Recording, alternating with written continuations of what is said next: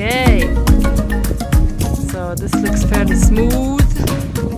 Most of the gap sealed. Now we're going to prepare the space and make it clean again. Turn it around.